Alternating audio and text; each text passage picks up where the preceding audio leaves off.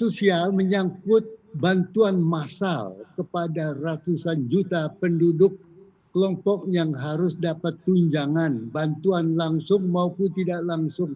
Dia menyangkut jumlah uang yang banyak dan langsung ke mereka yang memerlukannya di lapangan.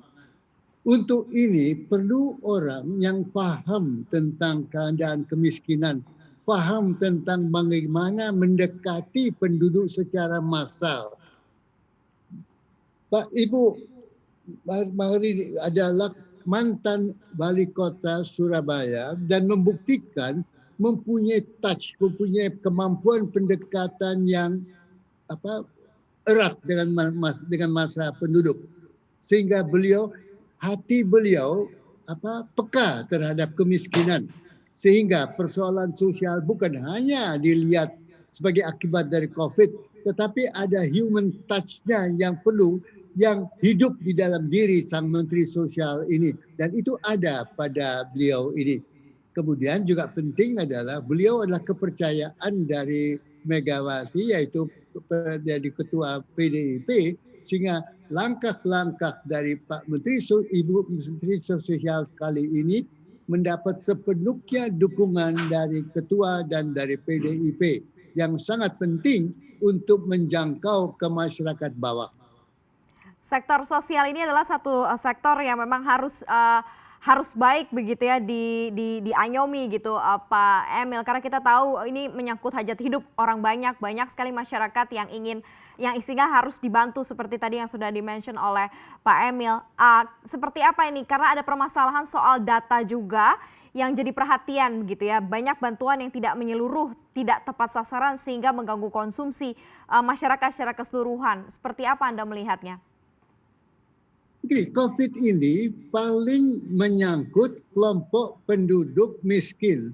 Bayangkan ya, kelompok penduduk miskin yang tidak ada pekerjaan tertentu, tidak ada employment tertentu, tiba-tiba terhenti, terputus semua aktivitas ekonominya. Pekerjaan yang sudah dia tidak ada pekerjaan tetap, kemudian menjadi tidak menetap secara terus-menerus. Maka yang paling terkena oleh COVID di Indonesia ini adalah kelompok penduduk miskin, unemployed, mereka yang tidak punya profesi, mereka yang tidak punya keterampilan, yang tidak punya pekerjaan menetap. Nah, mereka ini adalah the vulnerable group, kelompok rawan akibat adanya COVID ini. Maka disinilah terletak dampaknya pada Gini koefisien tingkat kemiskinan paling mengena pada kelompok penduduk yang miskin yang bawah ini tadi itu. Nah, Menteri Sosial yang harus tampil depan adalah yang mempunyai passion, yang mempunyai perasaan terhadap memahami kehidupan orang miskin itu, sehingga tidak melihat uang bantuan sosial sebagai dana untuk dimanfaatkan untuk kebutuhan korupsi. Tidak, tetapi ada satu perasaan aku membantu masyarakat penduduk yang paling terkena oleh COVID karena paling miskin, paling tidak punya pekerjaan apa-apa.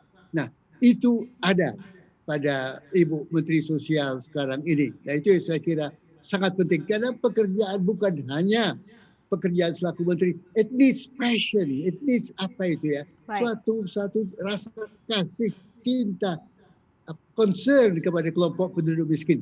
Nah, Menteri Sosial dalam zaman COVID memerlukan suasana yang penuh passion ini kepada yang miskin.